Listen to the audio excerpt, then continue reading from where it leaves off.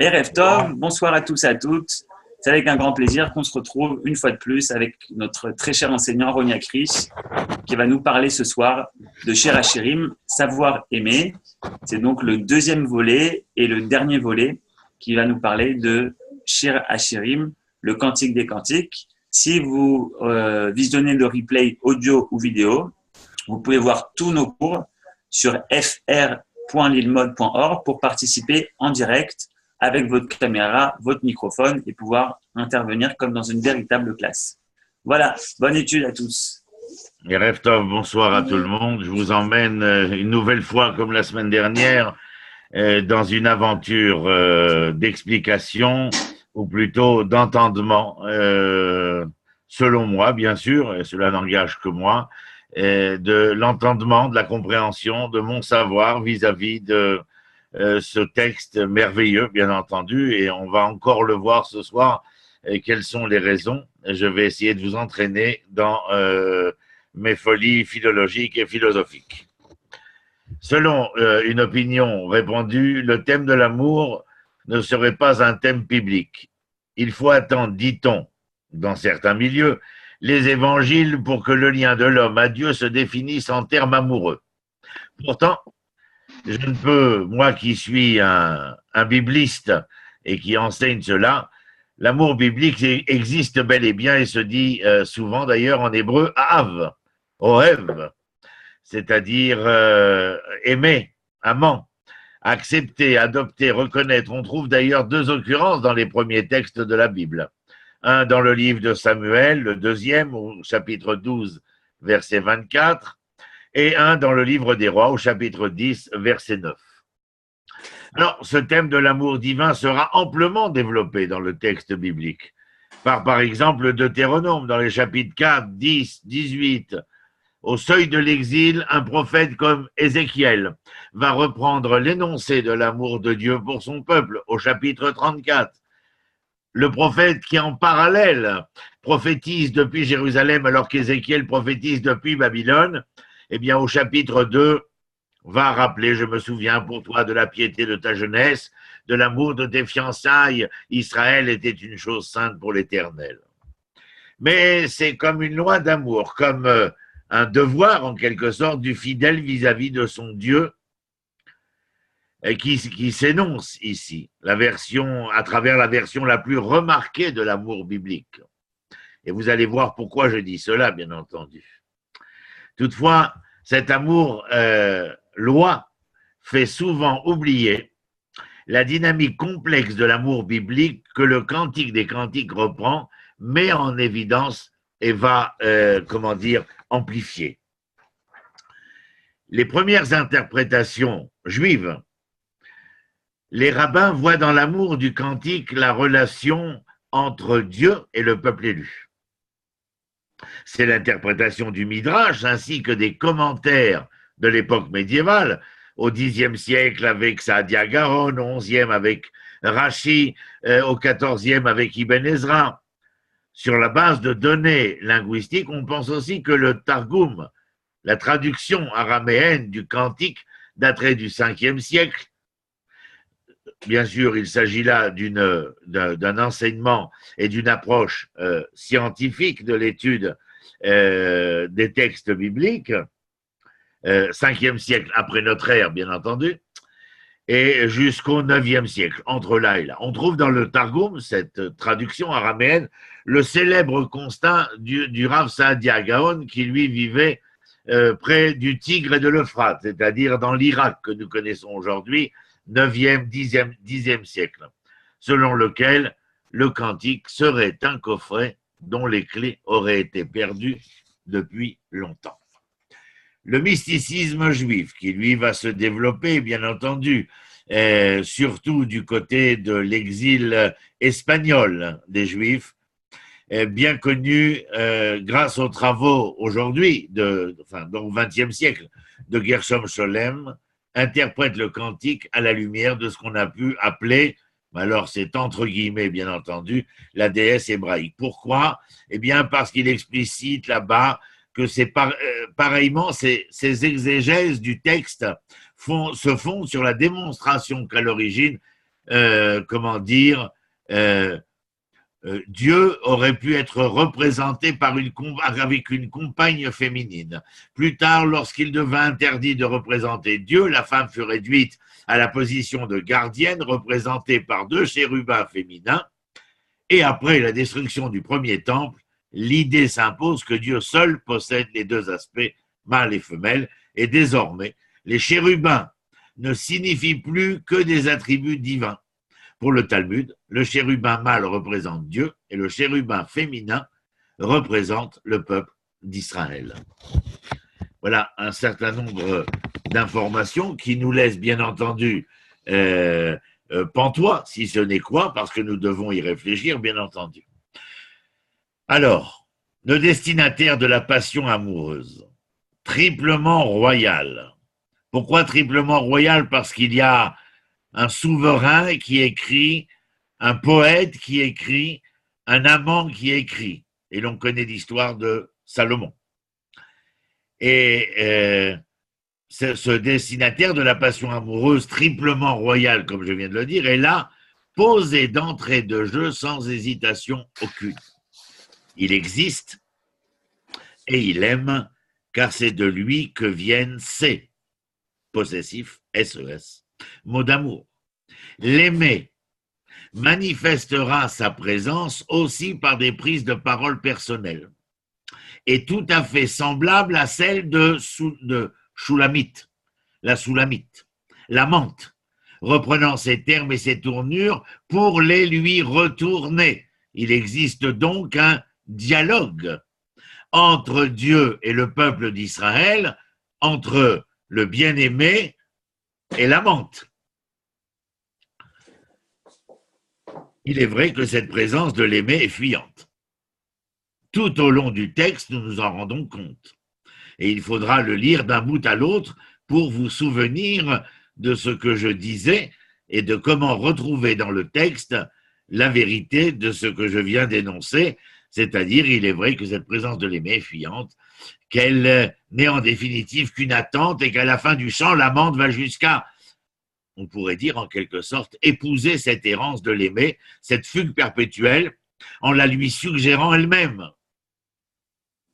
Comme le verset c'était fuis donc mon bien-aimé et sois semblable à la gazelle, etc. Comme s'il n'était pas déjà en lui-même et depuis le début du texte une course incessante. Cependant, et au travers même de cette fugue assumée par les 2 protagonistes, amoureux non pas fusionnels, mais amoureux de l'absence de l'autre, aucune incertitude ne pèse sur l'existence de celui qui est aimé et qui aime. Cette conjonction entre la certitude et l'attente à l'égard de l'aimé, et c'est une question que je vous pose, elle est rhétorique, mais il faudra que vous vous y répondiez. Cette conjonction entre la certitude et l'attente à l'égard de l'aimé ne définit-elle pas notre imaginaire amoureux, mais aussi religieux? Jusque et y compris dans sa réplique déçue, que vous trouverez dans un livre que peut-être certains d'entre vous connaissent. En tout cas, la pièce avait été montée en 2 actes, En attendant Godot, de Samuel Beckett. L'insaisissable de l'aimé se manifeste enfin par la présence du berger. Certains versets prêtent à des ambiguïtés. Qui est l'amant? Un roi ou un berger? Il y a, peut-être le connaissez-vous aussi, ce livre, cette traduction du Cantique des Cantiques, par qui? Monsieur Ernest Renan, à la fin du 19e siècle. Et juste pour m'amuser à prendre chez Renan quelque chose, je dirais qu'il croit apercevoir l'existence du berger aimé par la jeune fille qui, précise-t-il, le verset 7 du 1er chapitre nous a déjà fait entrevoir et qui devient, au chapitre 5, Kol Dodi Dofek, la voix de mon amant frappe, d'une certitude absolue. D'évidence, toutefois, n'apparaît pas explicitement et l'allégorisme généralisé du texte permet en effet toutes sortes de conjonctures, sauf peut-être celle du berger précisément pour le chapitre 5. Qu'est-ce à dire? C'est-à-dire que la conjoncture métaphorique ici voudrait que nous puissions nous faire entendre que dans le littéral, comme nous l'avons dit, la littéralité de la traduction et de la compréhension, il est fort probable que de manière naturelle, nous entendions le bien-aimé l'amante, mais qu'il faille être capable de soutenir non pas entre les blancs des lettres, mais sous le noir de la lettre, le blanc qui s'y cache, une métaphore bien plus profonde, à savoir cette relation d'amour. Et c'est pour ça que l'amour est tellement un leitmotiv, un fil d'Ariane tout au long de ce texte-là, entre Dieu et le peuple d'Israël.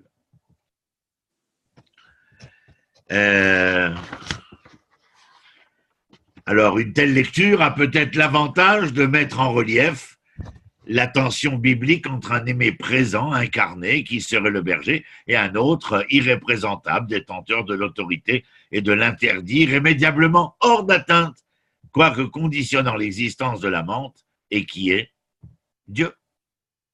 Cependant, rationaliser, et là je reviens à M. Renan, s'il vient à rationaliser de la sorte ces deux aspects de la divinité, les dissocier de manière aussi tranchée, c'est un problème.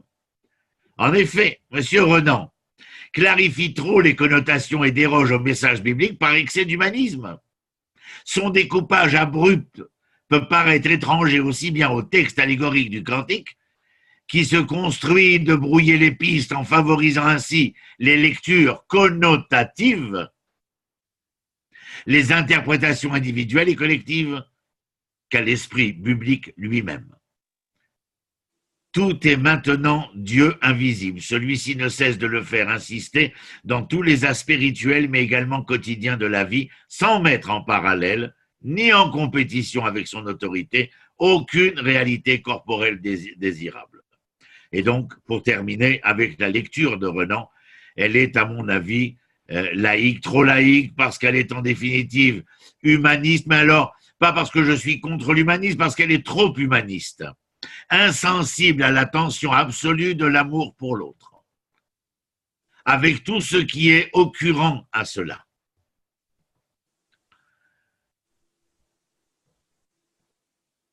Dès que débute l'évocation de l'expérience amoureuse, nous sommes dans cet univers du sens indécidable qu'est l'univers des allégories. C'est là qu'est la difficulté du texte de Shir HaShirim.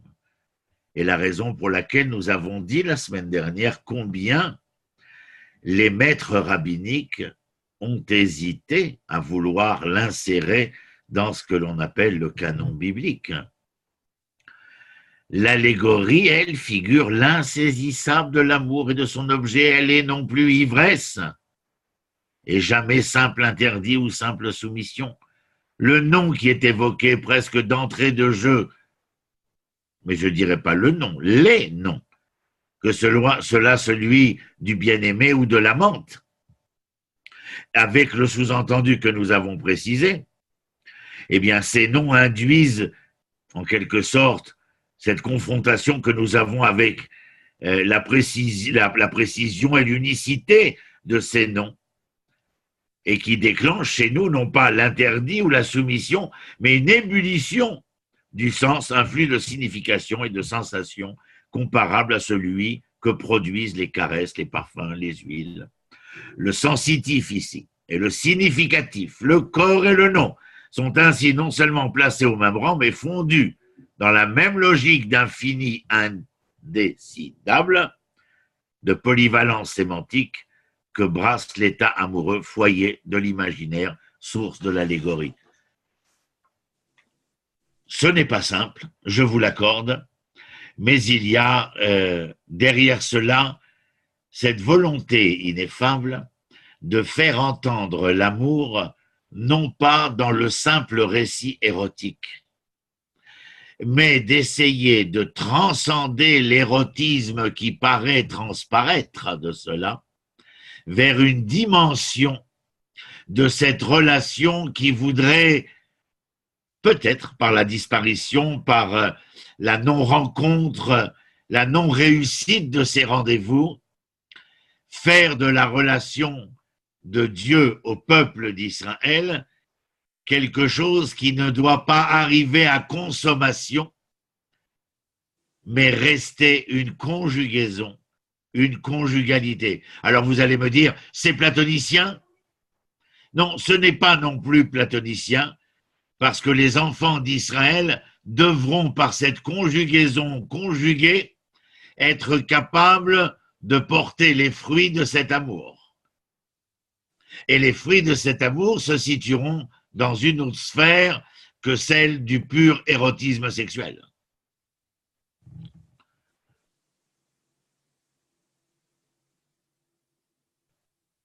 C'est que j'en ai marqué des choses. Alors, je sais que nous n'avons qu'une heure et je me rends compte que tout passe très vite.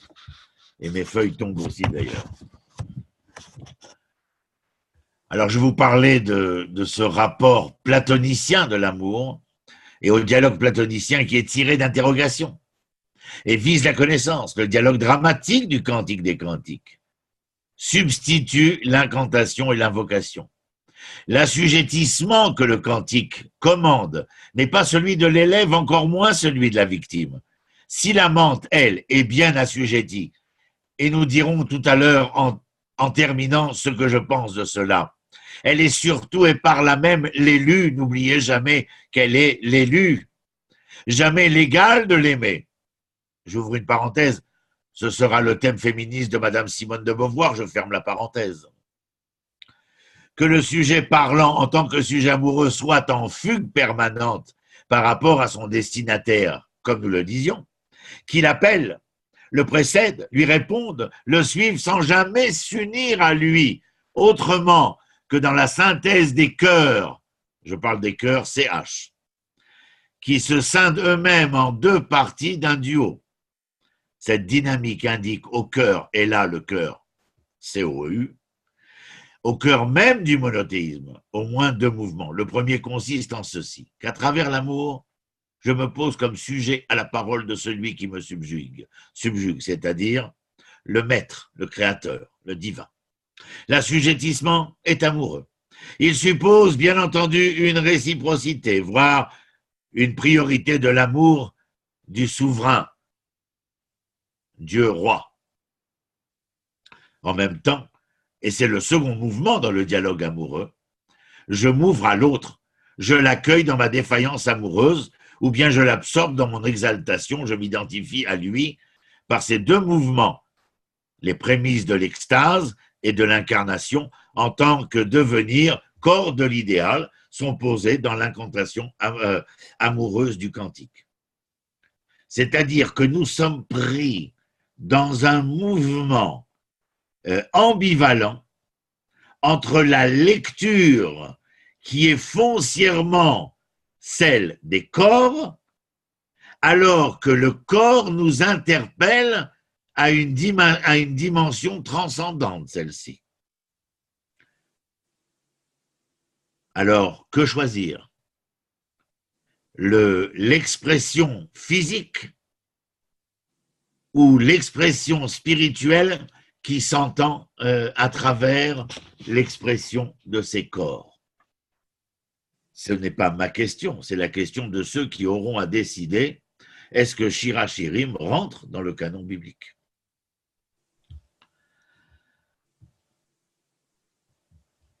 De par l'aspiration amoureuse qui unifie et totalise par-delà la séparation irrémédiable, soulignée ici, dans le texte du Shir HaShirim, par le topo de la fugue, l'amour est déjà le réceptacle de la vie intérieure.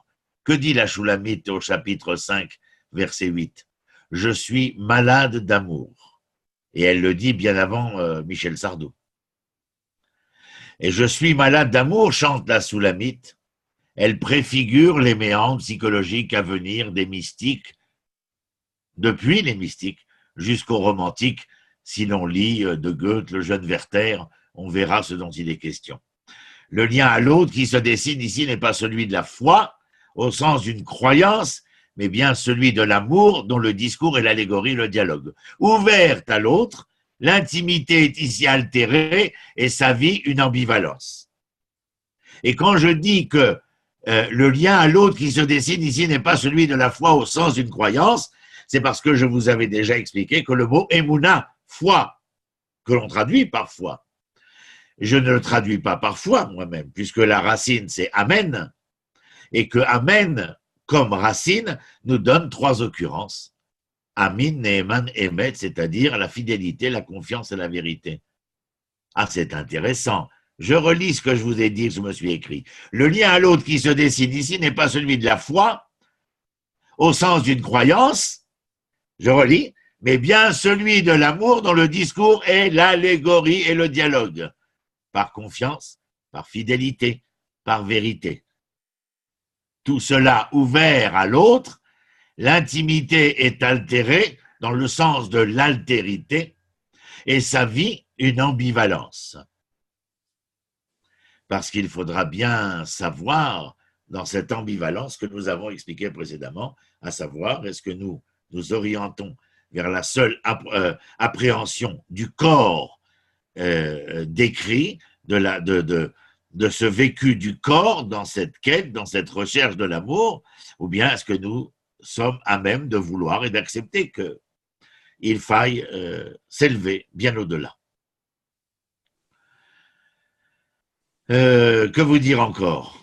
Il faut surveiller de manière indissoluble et mêlée au thème dominant de l'absence, de l'aspiration fusionnelle et de l'idéalisation des amants, il y a une sensualité du cantique qui conduit tout droit à la problématique de l'incarnation. L'aimé n'est pas là, mais j'éprouve son corps. Dans l'état de l'incantation amoureuse, je m'unis à lui sensuellement, idéalement. L'interprétation rabbinique allégorique voyant dans l'aimé Dieu lui-même favorise en fait cette potentialité incarniste, incarnation du cantique. Comment y échapper? En effet, si jamais Dieu, si l'aimé est Dieu lui-même, je pose la question, carrefour de la passion corporelle et de l'idéalisation, l'amour est sans contexte, l'expérience privilégiée pour l'éclosion aussi bien de la métaphore, quelle métaphore? L'abstrait parle pour le concret et le concret pour l'abstrait, que de l'incarnation, dans le corps ou dans le non-corps.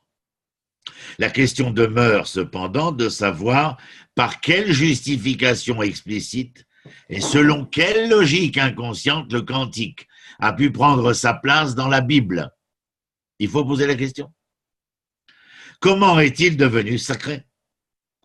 On peut imaginer d'abord que les rabbins ont renchéri sur le sens figuré évident du texte amoureux, mais pour l'idéaliser d'un cran supplémentaire, d'un cran de taille, bien entendu, puisque le sublime aimé devient Dieu en dialogue d'amour avec sa bien-aimée, la nation d'Israël. Mais d'un autre côté, je ne peux m'empêcher de vous dire, la signification érotique du texte ne pouvait échapper à personne. L'ouvrage a été alors inséré dans le canon biblique, peut-être parce qu'il remplissait un vide dans la panoplie biblique. C'est une réflexion, un point d'interrogation que je mets. Introduisant le thème de l'amour sensuel, le cantique n'est pas pour autant une concession à ce simple projet sensuel. S'il reconnaît le désir, s'il en décrit volubile et voluptueux, le voluptueux et le volubile, les fastes et les errances, c'est pour les soumettre à l'autorité de l'amant, c'est-à-dire le Dieu. N'est-ce pas ce défi, cette tension précisément, qui met en évidence, en voix, en geste, en poème, la force du désir à laquelle tout lecteur, ancien ou moderne, est inévitablement sensible et qui agit comme un moteur puissant tout au long des aventures familiales et relationnelles du peuple élu. Et compte tenu de cette composante si sensuelle, si physique, disséminée dans la totalité du texte biblique, comme par rapport à la présence absolue de l'Éternel, exigeant autant qu'aimant, le cantique devient alors un élément non étranger de la Bible. Dire cela autrement, je vous dirais, il ne fait ce cantique des cantiques que mettre les points sur les i de ce qui est déjà sous-jacent à nombre d'écritures de la texture biblique. Désir et Dieu ont toujours été là. Il s'agit maintenant de les contempler tels quels, ensemble, dans les plis de l'expérience, dirait-on, psychique individuelle. Le terme d'amour consacre leur réunion. Amour sensuel, différé bien souvent, corps et pouvoir, passion et idéal, nous sommes confrontés à tout cela. Il y a un monsieur, le Rav Yosef Dov Soloveitchik, qui a donné un commentaire absolument extraordinaire sur le chapitre 5. Lorsque Kol Dodi Dofek, l'amant, vient frapper à la porte, et que la bien-aimée est déjà rentrée dans sa maison, alors qu'elle cherchait le bien-aimé, l'amant. Et lorsqu'elle est rentrée chez elle, elle se déshabille, se mit en chemise de nuit et va se coucher. L'amant frappe à la porte, Kol Dodi Dofek. Et le texte, lisez-le au chapitre 5, l'inquiétude de cette femme qui frappe, mais surtout de se dire d'une manière probante, comment pourrais-je me lever alors que je me suis lavé les pieds et me les salirais-je? Comment pourrais-je me lever alors que j'ai mis ma chemise de nuit et me rhabillerais-je? Alors vous imaginez la métaphore que le grand patron de la Yeshiva University de Boston, le Rav Soloveitchik, entend ici. L'Éternel est venu frapper à la porte du peuple juif. Il a envoyé nombre de signes précurseurs.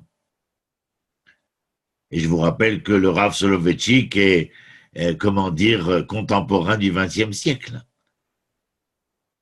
Et il utilise le chapitre 5 de cette non-rencontre, de cette quête amoureuse, mais où Dodi, mon bien-aimé, vient frapper à ma porte. Et il donne 6 signes différents là-bas parce qu'il dit qu'il aurait frappé 6 fois. Mais où le bien-aimé est venu frapper à la porte de la bien-aimée, que celle-ci, pour des raisons que je traduirai aujourd'hui bassement économiques et sociales, se refuse à ouvrir la porte. Et quand elle ouvrira la porte, que dit le chapitre 5? Qu'elle est sortie à la recherche du bien-aimé, aval son bien-aimé, s'en est allée. Une histoire d'amour qui est, triste et attristante, mais qui, à travers ce commentaire du Rav Soloveitchik au milieu du XXe siècle, dans un texte qui s'appelle « Le croyant solitaire », eh bien, depuis New York, de venir et de nous démontrer que Désir et Dieu ont toujours été là. Il s'agit maintenant de les contempler tels quels, ensemble, dans les plis de l'expérience psychique individuelle et collective au nom du peuple d'Israël. Le terme d'amour consacre leur réunion, amour sensuel et différé, corps et pouvoir, passion et idéal. Un couple légitime qui pourrait l'être, mais il faudrait que la bien-aimée arrête de se délégitimer.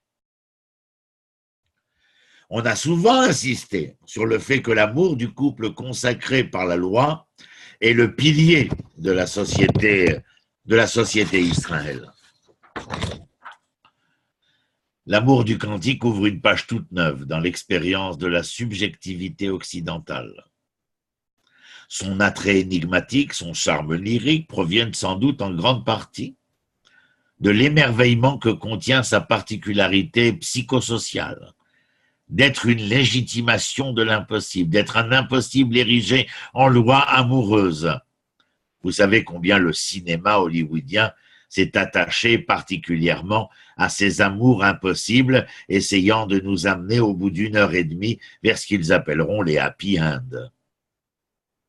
L'amour est impossible, mais c'est la loi. Il faudra rechercher dans la sociologie et l'histoire du peuple juif les raisons d'une telle expérience de la vie conjugale, à moins qu'on admette aussi et à rebours que c'est le préalable de la divinité paternelle, une, sévère, aimante, distante, structurante et non comblante, qui a modelé en définitive cette expérience conjugale. Je le crois. Ni quête philosophique, ni enthousiasme mystique. L'amour biblique chante en fait, et pour cela même, la bascule de la religion dans l'esthétique et dans la morale. Nous sommes, à mon avis, bien ici en présence d'une nouvelle version du sacré, qui n'est plus ni la mort ni la reproduction. Que chacun comprenne ce que je veux dire derrière. Lorsque la foi, confiance, fidélité, vérité, n'est autre que l'amour légalisé, la religion, entre guillemets, bascule dans la morale, au terme positif de bascule, tend vers la morale et l'esthétique. Le cantique se trouve au carrefour de cette rencontre-là. Lorsque la foi, dont j'ai expliqué tout à l'heure, fidélité, confiance, vérité, n'est autre que l'amour légalisé, la religion bascule dans la morale et dans l'esthétique. Esthétique, bien entendu, ici, c'est-à-dire dans une relation au bon, au bien, au beau et au vrai. Et je dis, le cantique est au carrefour de cela.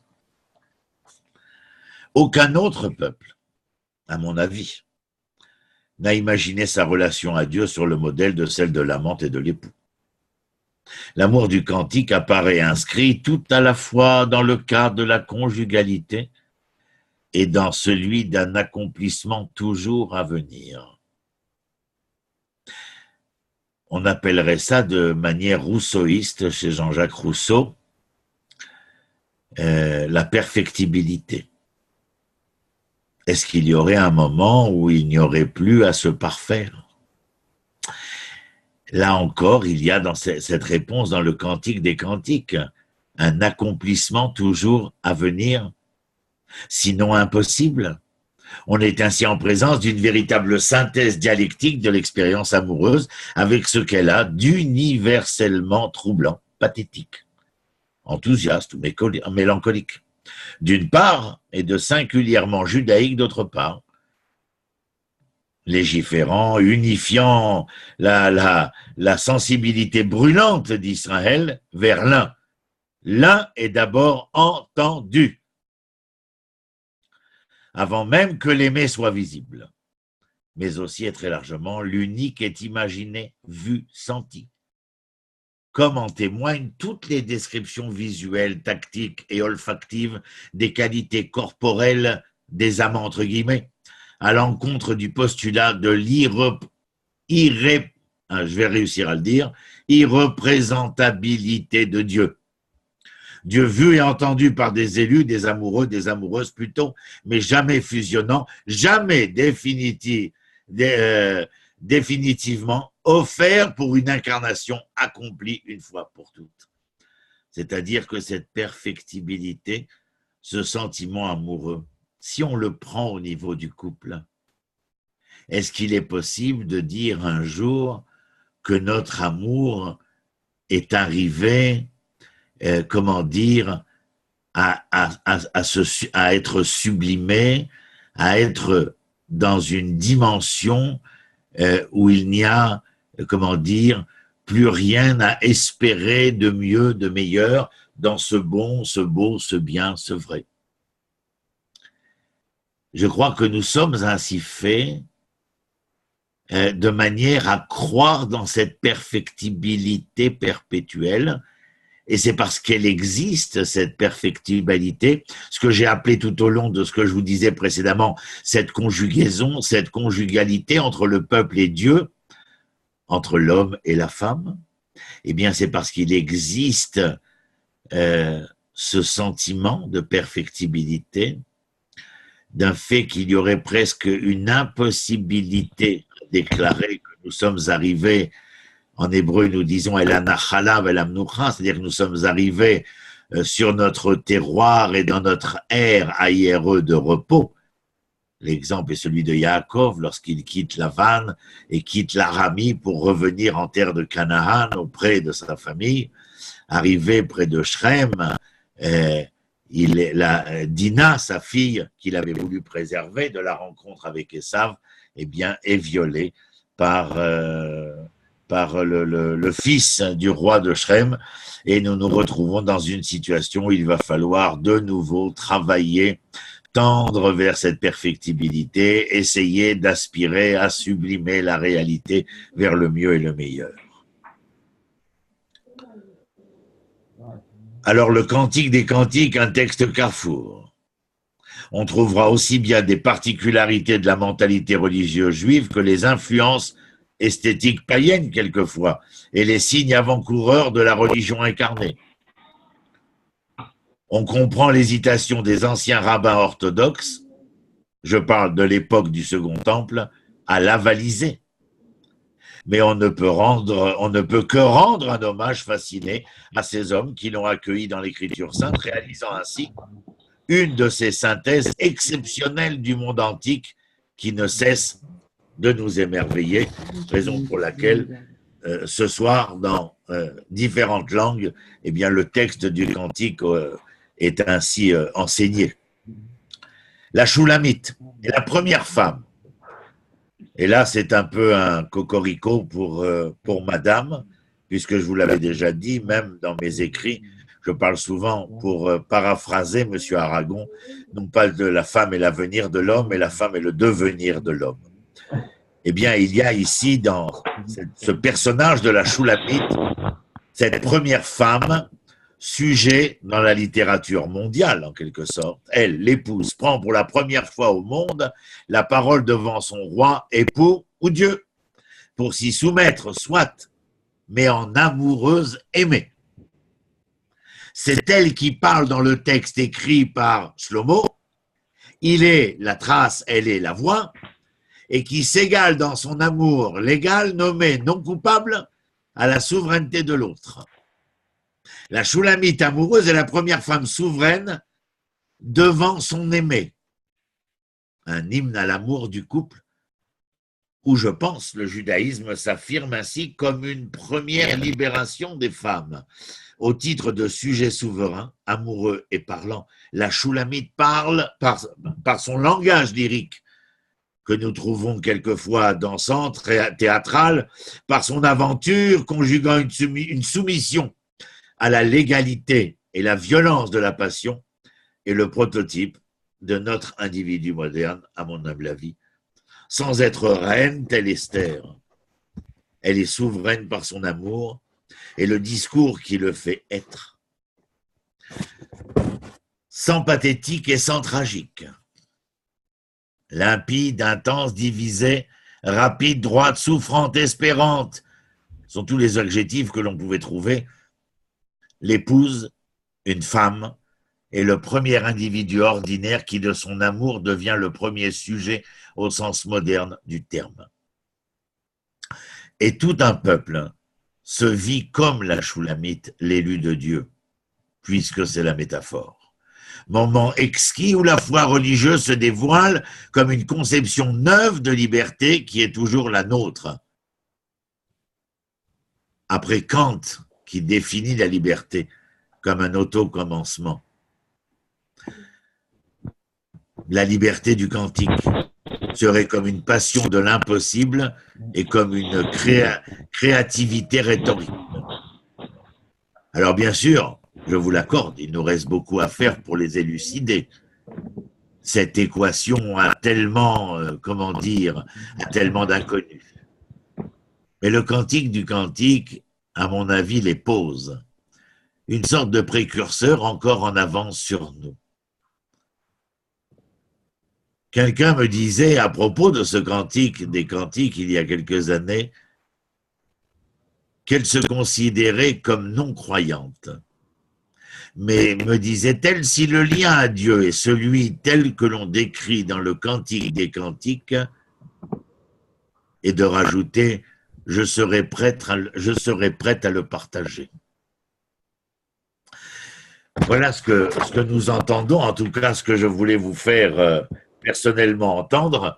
Et ce soir, nous avons un peu plus de temps que d'habitude pour pouvoir échanger ensemble et essayer de répondre à certaines de vos interrogations concernant justement cette conjugaison, cette conjugalité, ou cette conjugalité qui, en fin de compte, n'en est jamais vraiment une, puisqu'il y a cette quête, cette recherche perpétuelle de la rencontre, qui n'est pas seulement dans le Cantique des Cantiques, dans l'ensemble de la texture prophétique, par exemple, eh bien, cette conjugaison, cette conjugalité, utilisée dans le livre à travers une métaphore foncière qui est celle ou du corps ou de la transcendance, c'est-à-dire soit de l'immanence corporelle, soit de la transcendance divine. Et dans cette transcendance divine, c'est la conjugaison, la relation entre le peuple d'Israël et Dieu, et qui est utilisée ici, dans cette métaphore,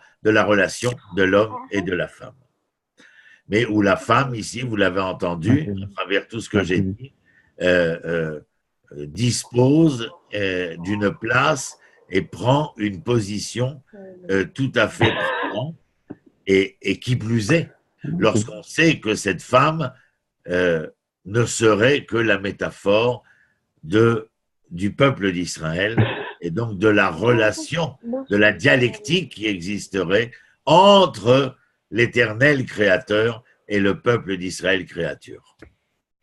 Une histoire d'amour, certains la prendront dans la dimension érotique et plus, et d'autres comprendront, comme les rabbins qui seront confrontés à cette histoire et ne pourront pas se cacher de la réalité textuelle, mais seront capables de vouloir entendre et faire comprendre qu'au-delà de cela, ce n'était pas une nouvelle histoire d'amour mythologique, mais qu'il y avait là, cela recelé.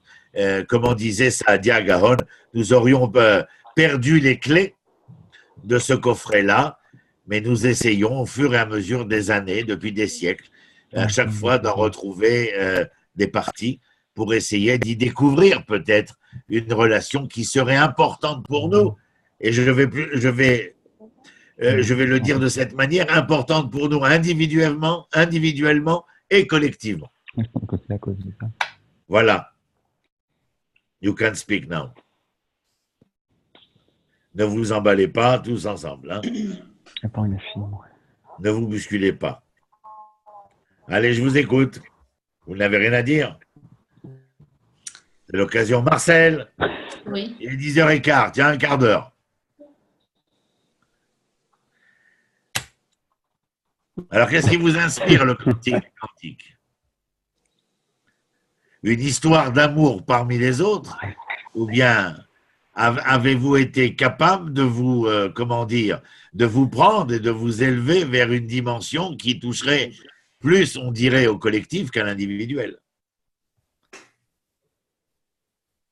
Eh bien, dis donc. Peut-être Ronnie. Oui, Béatrice, merci d'intervenir. Oui, en fait, je pensais le peuple juif a traversé de très dures épreuves et peut-être que Hachem savait ce que vous alliez traverser et c'est peut-être le cantique, il est là peut-être pour faire justement un rappel à l'amour par rapport à la dureté de la vie. Certainement. Je veux dire, nul d'entre nous ne viendrait contrarier un tel propos. Un genre de baume. Comment? Un genre de baume au cœur. Un genre de baume au cœur, mais il l'est pour nous tous. Est-ce que nous imaginons, nous, aujourd'hui, ce soir, que notre relation individuelle pourrait être basée sur autre chose que l'ingrédient en question? Est-ce qu'il existe un autre épice capable de pouvoir motiver, ébranler, je ne sais pas quel autre adjectif employer, mais ils sont nombreux, que l'ensemble de la littérature, du théâtre, du cinéma, de la poésie, n'ont rien trouvé d'autre, jamais, que cet ingrédient, cette épice-là. Il y avait là quelque chose qui nous permettait de nous rencontrer, de nous conjuguer Et à travers cette conjugaison-là, cette capacité que nous aurions à pouvoir devenir, parce que capables de générer et d'engendrer ces lendemains auxquels nous aspirions. Et donc l'amour est ici, dans le cantique des cantiques, ce n'est pas qu'il n'est pas. J'enseigne, samedi après-midi, je vais enseigner dans le livre de Samuel 1, lorsque David va épouser Michal. Eh bien, elle est la première femme, la seule d'ailleurs, je crois, dans tout le Tanakh, à dire à David, excusez-moi de l'expression, I love you baby. Elle déclare son amour. Et c'est parce qu'elle déclare son amour qu'elle oblige son père à accepter la relation avec David alors qu'elle était promise à l'aîné, mais l'aîné ne le voulait pas, le méchané, peu importe. Le fait est, c'est que cet amour qui doit devenir un amour fusionnel et que j'ai appelé conjugué, conjugal, à travers cette conjugalité. Mais il est foncier, je veux dire, quelle relation peut-on avoir en tant que croyant? Et encore une fois, je reviens sur ma terminologie de croyant. Empli de confiance, de fidélité, de vérité. Comment donner confiance? Comment avoir confiance? Comment être fidèle? Comment être vrai? Si ce n'est que cet ingrédient-là soit l'élément essentiel, épique de notre vécu au quotidien, à chaque instant. Vous savez ce qui se passe ici à l'intérieur, c'est mon côté médical qui me fait vous le dire. Mais la relation entre les cellules, la relation entre les organes, ce qui est en train de se passer au niveau de ce bloc-là, afin de pouvoir vous dire, vous raconter, vous expliquer, vous lire ce qui a été écrit, etc., demande une quantité incommensurable d'amour pour que le pancréas puisse dire au foie, je t'aime aussi, tu as donc ta place. Il peut jouer le rôle de Voltaire. Je ne suis pas d'accord avec vous, petit rein, mais quoi que vous ayez à dire, je me retirerai afin que vous puissiez exprimer ce que vous avez à dire. Et l'ensemble de notre physiologie est ainsi. Comment les Grecs appelaient la création le cosmos? Pourquoi? Cosmos, parce que tout était en ordre, en ordre. Et cet ordre-là n'était possible que d'une seule manière. Vous vous rappelez, la semaine dernière, on a parlé du Ménatséar, le chef d'orchestre, qui était l'homme de la victoire, parce qu'il avait été capable de faire du pluriel des instruments une mise en ordre qui allait donner la symphonie. Mais comment cela était possible? Que le violon aimait le violoncelle et que le violoncelle aimait la flûte et que la flûte aimait la clarinette, etc., etc., etc.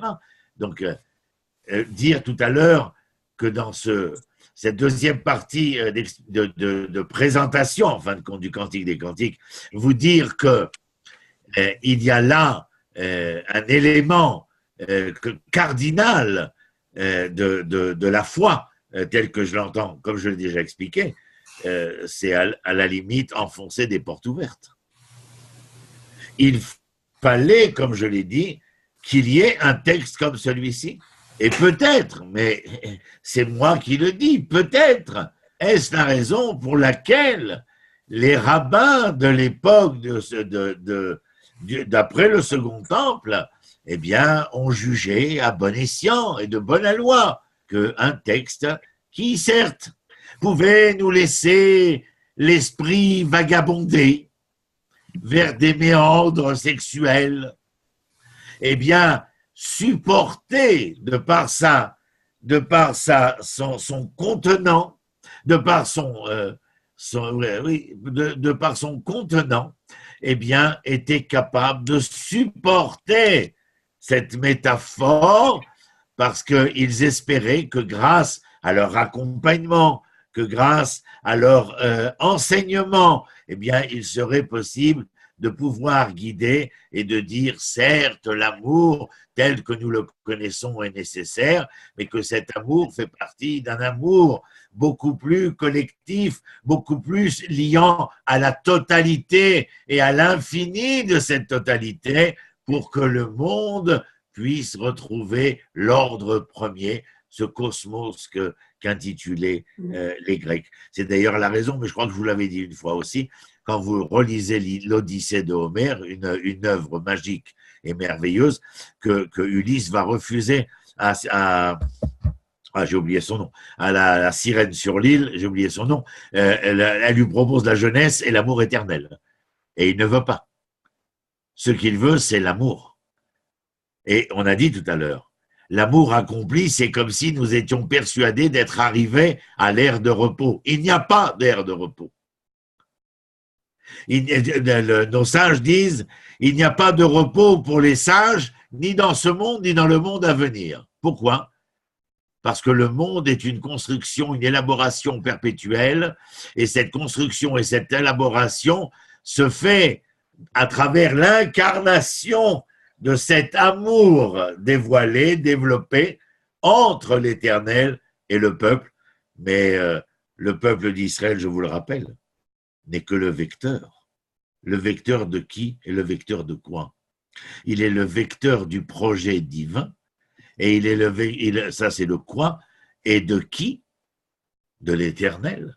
C'est-à-dire qu'en fin de compte, ce que l'on demande dans ce relationnel entre Dieu et le peuple d'Israël, c'est être capable d'entendre que dans l'au-delà de cette relation réussie, pas finalisée, mais de cette relation entamée et engagée, le fait que l'humanité tout entière, la création tout entière, les créatures tout ensemble seraient capables de commencer à sentir et à ressentir un tant soit peu les soubresauts de cet amour conjugué, conjugal.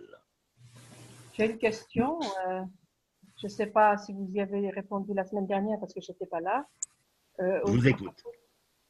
À propos du nom de la Shulamite, pourquoi est-ce qu'elle a ce nom-là?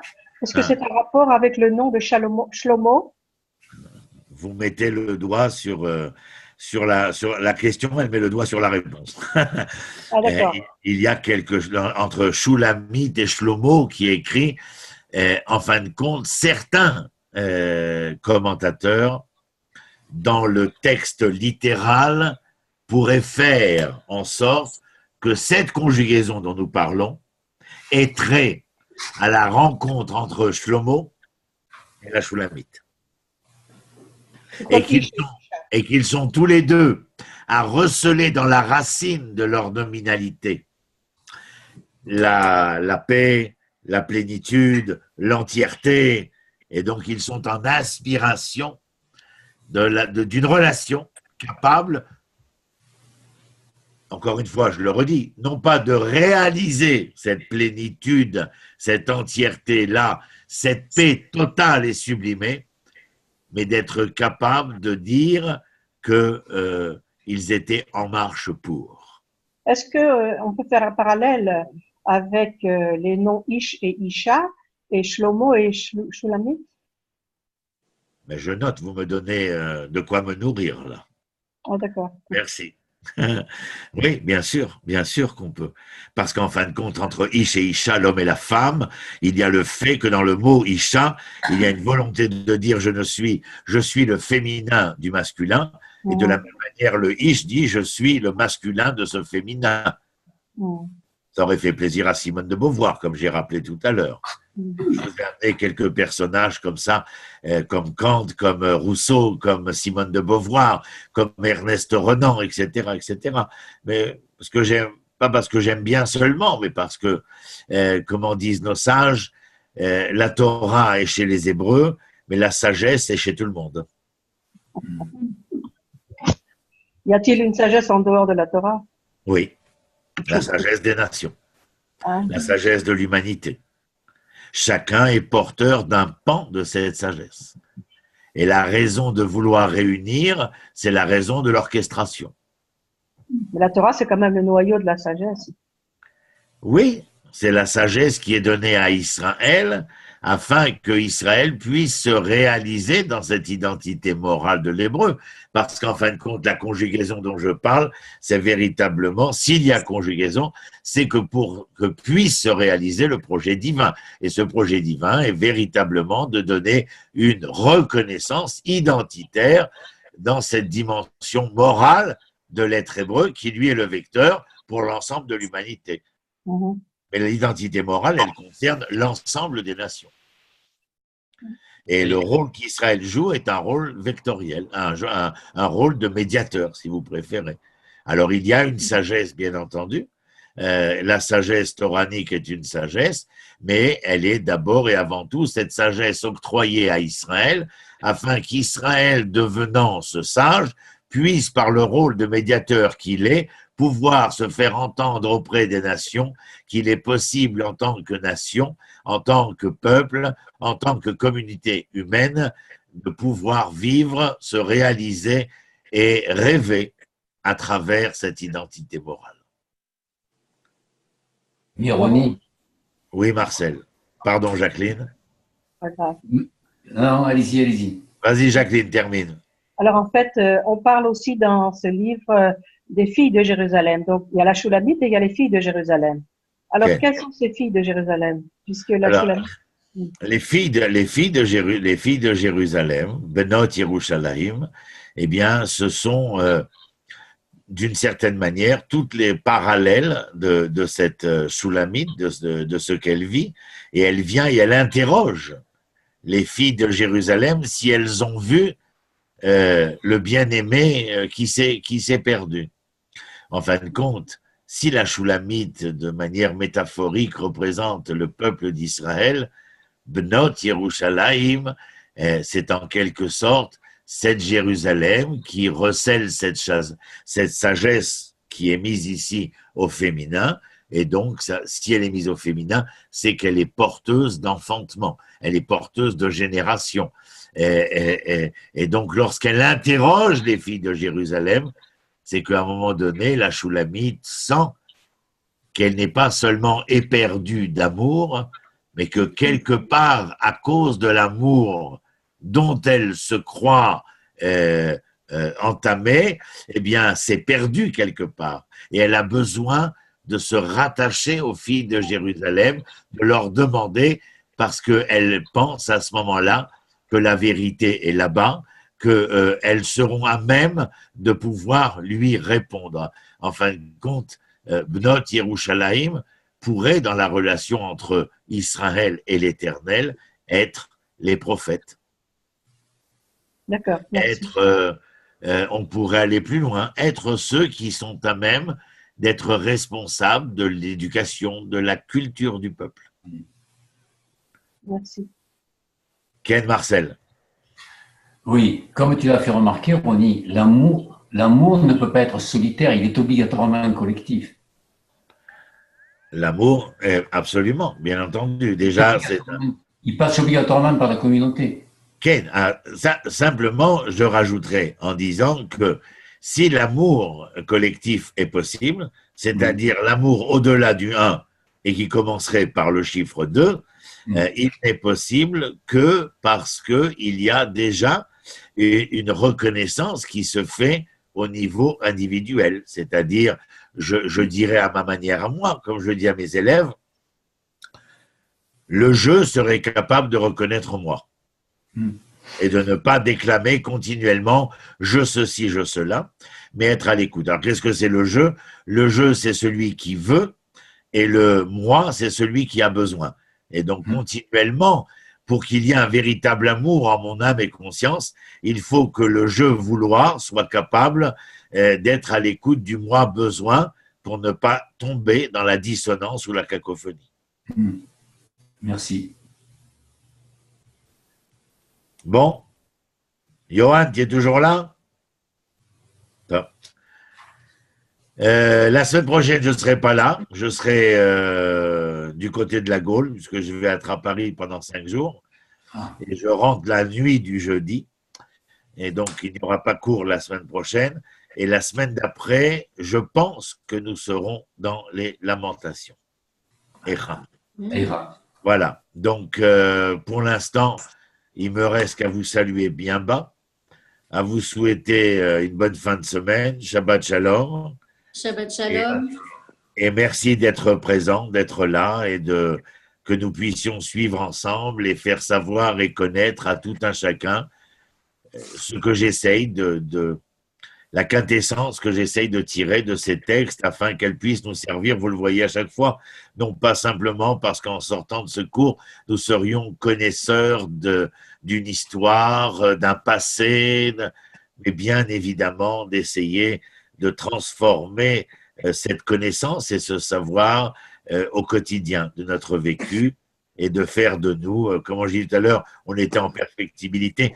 Je termine avec un passage d'un rabbi d'Ukraine qui s'appelait Menachem Mendel de Kotsk, la ville de Kotsk, et il disait « Les hommes sont des hommes et les anges sont des anges ». Est-ce que les anges peuvent être des hommes? Que nenni, mon ami. Mais est-ce que les hommes peuvent devenir des anges? Oui, ils peuvent s'y engager. Je vous souhaite une bonne nuit avec des rêves de platine, nous disons en hébreu. Chalomot paz. Shalom, shalom. Shalom, merci. Merci, Johan. Merci beaucoup. Merci beaucoup à tous. La semaine prochaine, il n'y aura pas cours avec Ronia Krish, mais il y aura cours dimanche soir et mardi soir, si Dieu veut, donc en direct. Ronia, on se retrouvera dans 2 semaines. Absolument. J'ai reçu des messages pendant que j'étais là. Je vous ai dit que donc à partir de maintenant, on aimerait bien si vous pouvez vous impliquer au niveau financier. Une seconde. Tac.